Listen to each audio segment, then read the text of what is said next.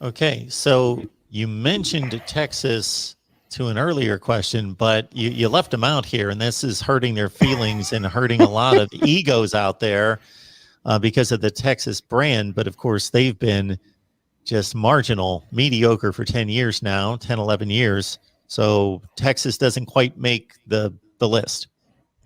I mean, if we're going to expand to like 8, I'll put them in there with Michigan, Nebraska, as well. But that's what Texas, that's what they are. They're a brand. That's it. They have a great t-shirt and hat rack. Don't get me wrong. I live down here in Orlando, Florida. I can go get Texas gear at the local mall, at like the local hat and sports gear shop. They'll have Texas gear. I promise you that. What they're not going to have gear saying that they won championships recently, because it's been a minute since they won something that's been anything close to a championship. Now, they've had some big wins. They have a Sugar Bowl win against Georgia. They have a win against Notre Dame where Texas was back. And I keep hearing what, all the talent they amass and everything, if they get the right coach in there, it's like, if your program is so great and rich with talent, like a halfway decent coach should be able to win 10, 11 games a year. Mac Brown was able to win 10, 11 games a year. I don't know what you consider Mac Brown to be. I consider him to be a solid coach, like obviously one of the greatest Texas has ever had outside of Darrell Royal. But I just don't understand how you can't win 10 games a year at Texas. You can argue is like, well, with A&M going to the SEC, the recruiting everyone's being plucked out of Texas. They're not staying in state. Well, whose fault is that? If you're such a great dominant program, as you say you are, I keep hearing that Texas is the number one job in the Big 12. Since when? Name me a period outside of 2005 through 2009 where Texas was clearly the number one program in the Big 12. You can't. Because before that, it was Nebraska. And before that, they weren't in the Big 12. They were in the Southwest Conference. And you want to talk about one of the most corrupt conference in the history of the sport, the old Southwest Conference.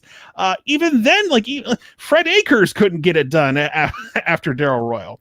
And the last thing I say, like the greatest run in Texas history, it took a former Oklahoma quarterback to get it done there. So... I love the OU Texas rivalry. It's my favorite game, but from my perspective and an OU fans' perspective, we just looked at where's all this love coming from. I just don't understand it. Gus Malzahn left Auburn. Of course, he was ousted and then took over the UCF job, and he made the comment about UCF being one of the top 20 jobs in the country. So if we look at the Big 12, how would you rank the jobs in the Big 12? Because that 80 to 90% of the people out there that follow college football would say your chief rival owns the best job in the conference. Yeah. If we're talking about Oklahoma is the best job in the Big 12 because you still have the same access to all those Texas high school football recruits that are coveted every year. So it's not like taking a trip across the Red River is that difficult for guys, especially in the Dallas-Fort Worth area. After that, I'll put Texas.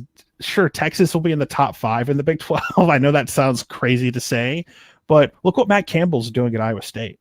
Matt Campbell has had at least 2 opportunities to take a better job, and he's staying there, and he's building something impressive in Ames right now. If Iowa State could just figure out the early part of the season where they don't drop some early games that people go, wait, why are they losing some of these early games? And because when's the last time the Big 12 has had 2 New Year's 6 bowl winners in a year with Iowa State and Oklahoma, or just anybody? Like usually it's either Oklahoma or someone else, and this is for the first time in years I can think of that. TCU is a good job. Gary Patterson's been there for a while. He had a rough year. I think they're going to bounce back.